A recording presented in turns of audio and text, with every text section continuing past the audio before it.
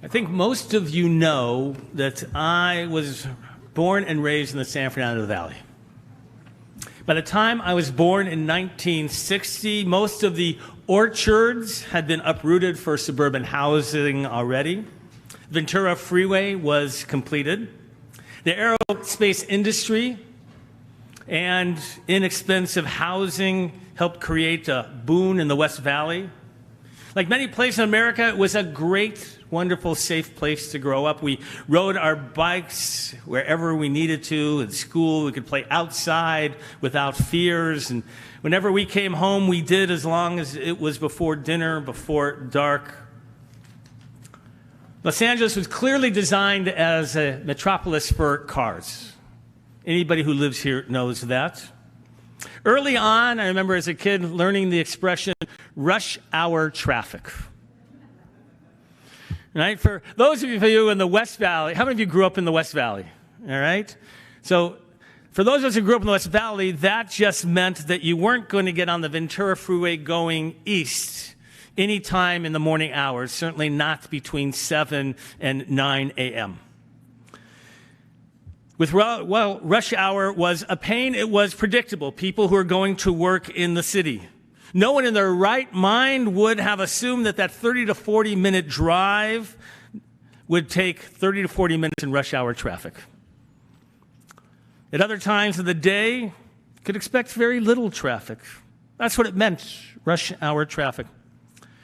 And then as the West Valley grew, I remember having that question about the traffic on the Ventura Freeway coming west, getting off at Canoga, Valley Circle, you know what I mean? And going like, who are these people? And where are they coming from? But it didn't impact my life, and so I didn't pay much attention to it.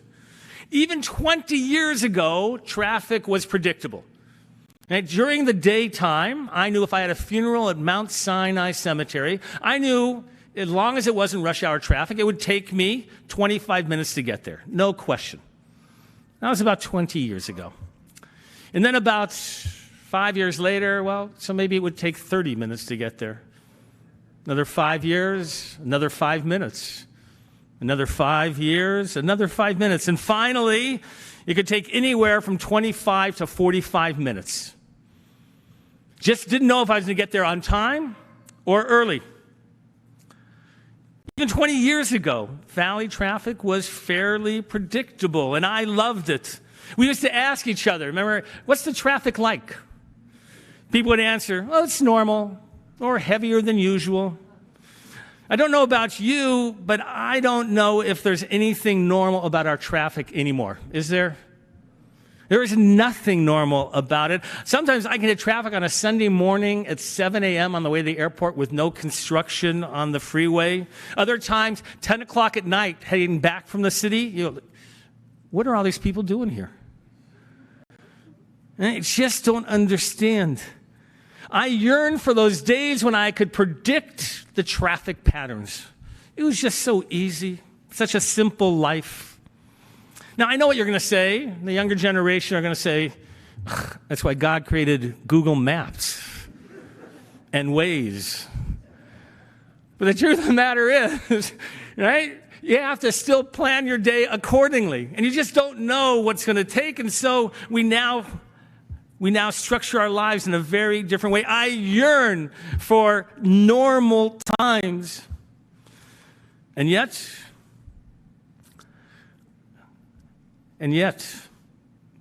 perhaps normal is not the ideal. How many of you would like things to be normal? Raise your hand. How many of you would just like to get back to normal?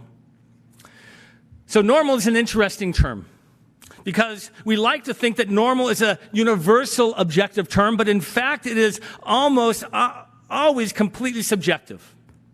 Right? What is normal for me may not be normal for you. And yet, I hear people saying, I just want things to be normal. Which really means, I just want things to be the way they used to be. Isn't that what it means? I just want things to be the way they used to be. For some people, it means being able to get together with other family members in close proximity and not have to wear masks. For others, it's about attending social and cultural events. For many of us, we definitely want normal, not to have to make decisions to where we won't go that day because we don't feel safe enough. Last year on Rosh Hashanah, I spoke about the pandemic and how we wouldn't be able to make ultimate sense of it until we were finally through it. You remember that sermon? I said it's going to take us time. Soon after Yom Kippur last year, I began writing that sermon. Right? Getting back to normal. And I began to talk about the ways in which we would hold on to some of the changes. And what would we introduce back into our lives? How would we get back and hold on and yet change? I was preparing for a sermon that focused on what it meant to have a new normal. Well, that unfinished sermon is in my computer and never to be given. It's a constant reminder of the expression many of you know that man plans and God laughs. It's that unfinished sermon that led me to the idea that we may never get back to normal. I want to go back to normal where I don't have to decide whether I'm shaking hands, fist bumping, or hitting an elbow, or God forbid, even perhaps a hug. There are other types of normal that I yearn for. I want to go back to a normal where people could talk about politics without the possibility of dividing and breaking up families or friendships. I want a normal where weather patterns are predictable. And we felt fairly confident that the permafrost in Alaska and Greenland would not melt in our lifetime. I want to go back to a normal where we actually have a forest fire season rather than infernos burning all year round, devastating whole towns here in the Pacific Northwest. If this is how we define normal, is it possible that nothing will be normal again? Well, what does it mean, really, to be normal? According to the dictionary, normal means, quote, the usual, average, or typical state or condition. It's interesting, by the way, in recent years that we've often tried to avoid the word normal, especially as we apply it to people. Because if the majority of people are normal, then everyone else is abnormal. And you don't want to be abnormal. No one wants to be abnormal. Not long ago, if you identify with the LGBTQ community, you were not considered normal. If you had a child on the autism spectrum, you were not normal. Certainly not when their behavior did not fit our social expectations. We've come to accept that the ways in which we use the term normal in relationship to people is not helpful in understanding people. I want to suggest that the term normal is not helpful at all as we look at life in general. And yet, as a society, we yearn for normal. I was just talking with one of our doctors who said that he hears it over and over from his patients. Just want things to be normal. We like things when they are predictable. How many of you are creatures of habit in general? Many of you. Do you frequent the same restaurants? Do you often order the same food? Do you have the same, I see couples looking at each other. Yeah, absolutely. Right? Do you enjoy going to the same places? Our bodies have adapted to a life of predictability. You know this. When things feel normal, your heart rate is lower. You are at ease. In a moment of something that's not normal, all of a sudden your heart rate goes up. And you might even exhibit signs of anxiety. It's been noted that not even good change is easy for people. Some of you know that. You go kicking and screaming. It's amazing the ways in which we can accept things in our lives because we're afraid of change. Sometimes it's a bad job. Sometimes it's a bad marriage. Verbal abuse from a family member. We sometimes sell our soul just for the predictability of what we call normal. But the idea of an accepted, predictable normal can be a detriment to living a good life. That's what I want to focus on. It can be an obstacle to necessary change. The biblical book of Echav, Lamentations, is read on Tisha B'Av to commemorate the destructions of the temple. The book concludes with the following verse: "Take us back, O Lord, to yourself, and let us come back. Chadesh Yameinu Kekedem, renew our days as of old." This expression has come to symbolize a hope, a Jewish motto for wanting to return to the good days. Chadesh Yameinu Kekedem, please God, take us back to those good years. Renew our days as of old. For the early rabbis, living without the Jerusalem temple was not normal. They yearned for the building of the temple and the reestablishment of the sacrifices. And yet the truth is that after the destruction of the second temple, the desire to rebuild it and return to offering sacrifices was never in the best interest of the Jewish people, ever. Rabbinic Judaism normalized prayer over sacrifices. It took leadership away from the Levitical priests and gave it in a meritocracy to the rabbis, to those who could study. Judaism flourished as a worldwide religion only after the destruction of the temple.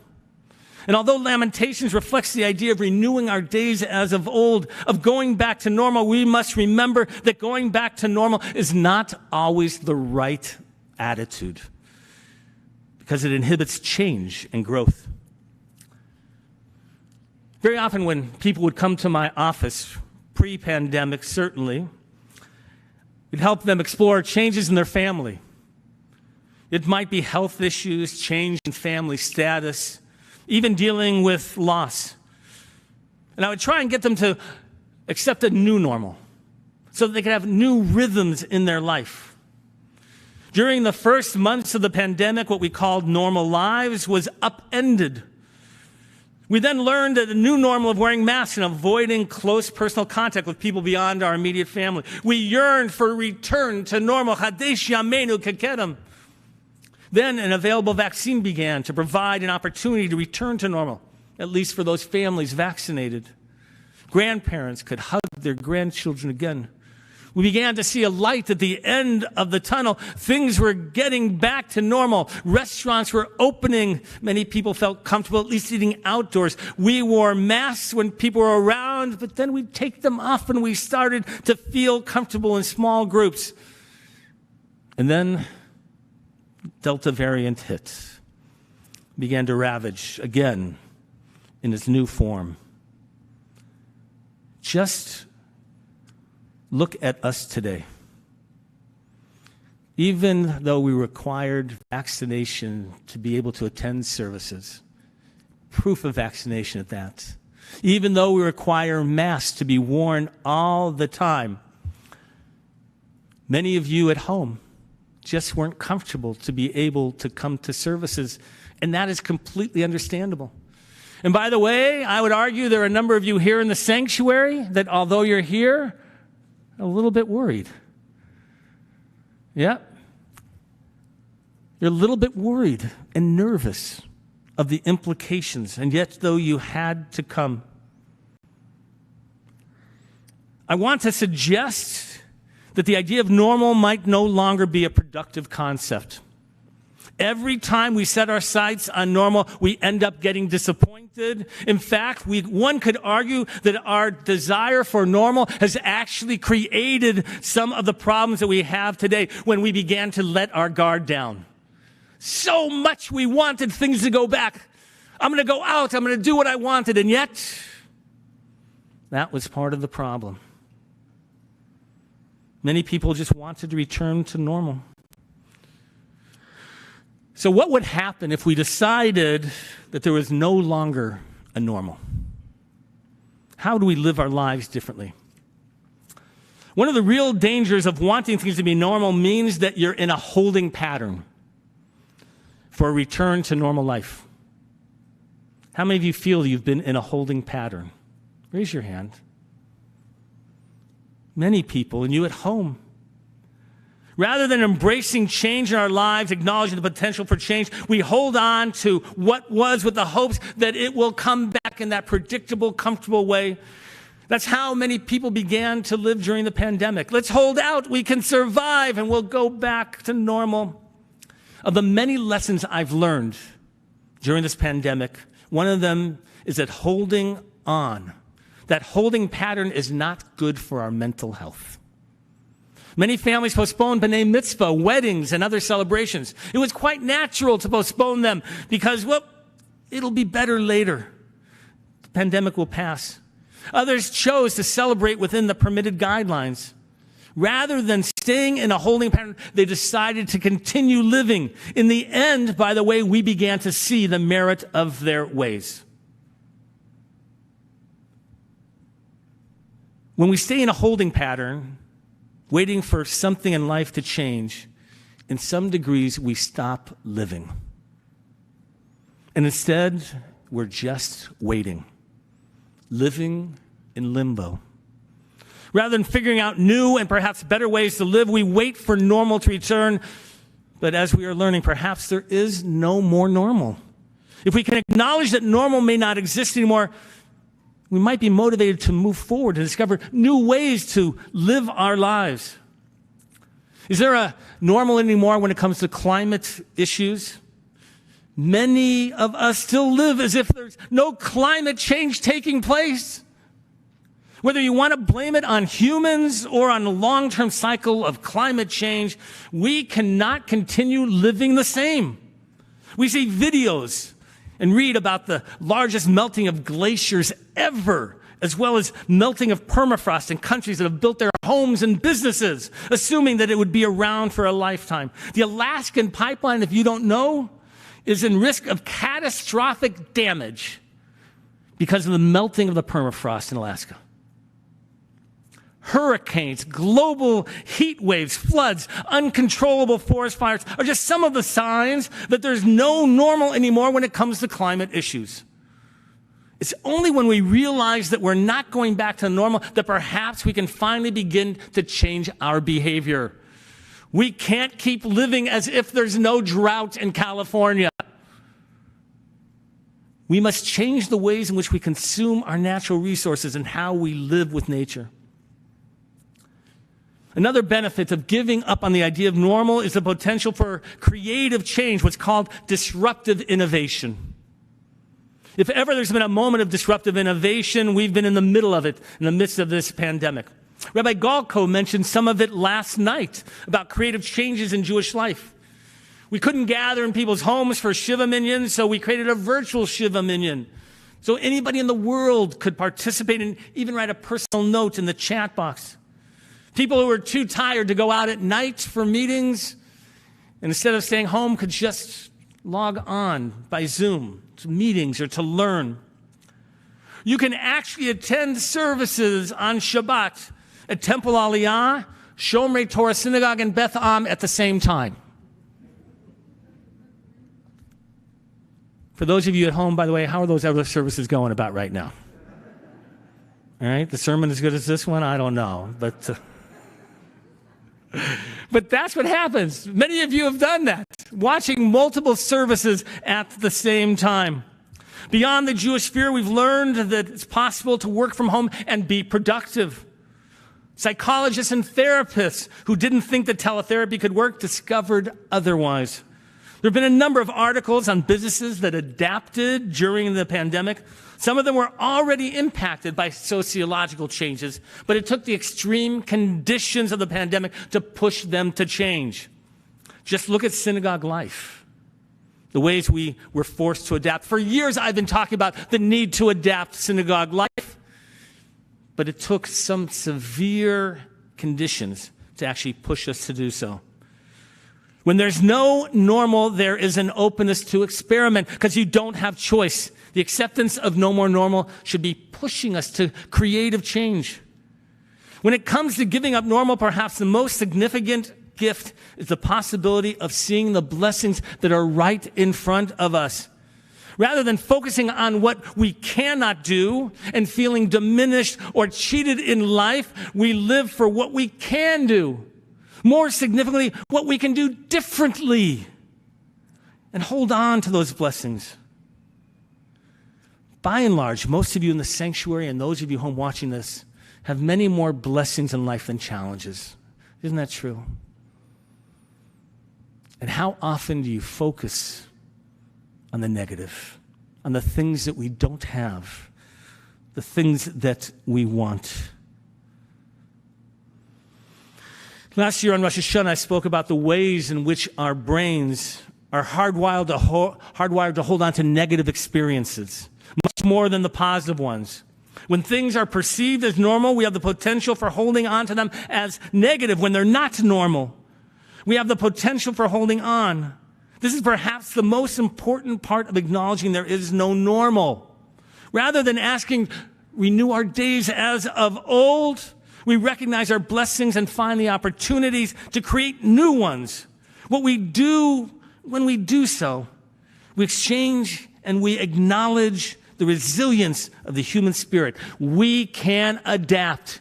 We can change. We just can't hold on for what was.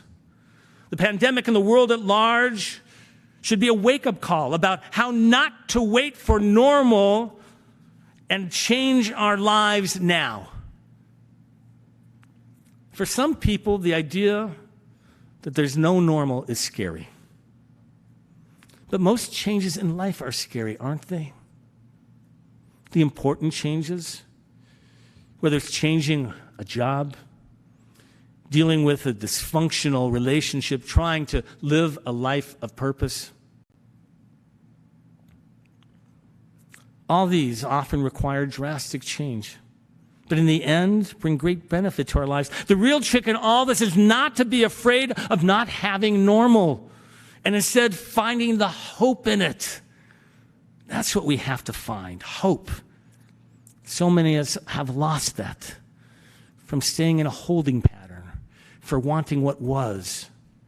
This pandemic has taught us that waiting to go back to normal is unhelpful. But embracing that there's no normal allows creativity to flourish. This unpredictability can be so unsettling, but it's also liberating. Taking ourselves out of our comfort zones for the goal of creating a better way of living each day. Old habits make us feel comfortable, but they don't motivate us to improve our lives, to improve ourselves, to help sanctify the world. To accept that there is no normal means that we look at every day differently. To see that every day is a unique creation and we're responsible to live it to its fullest. It might sound frightening, but it just means a new way of looking at each day. On this Rosh Hashanah, as we celebrate creation, the creation of the universe, and understanding that new beginnings are not easy, I ask you to begin to look at the world differently. I want you to begin to reject the idea of normal. Rather than waiting around for a return to what was, let us embrace life. Live each day. Let us be creative. Let us look forward with hope. Let this be a year of goodness, of embracing a new world, and creating for all of us a life that's sanctified and holy. And let us say, Amen.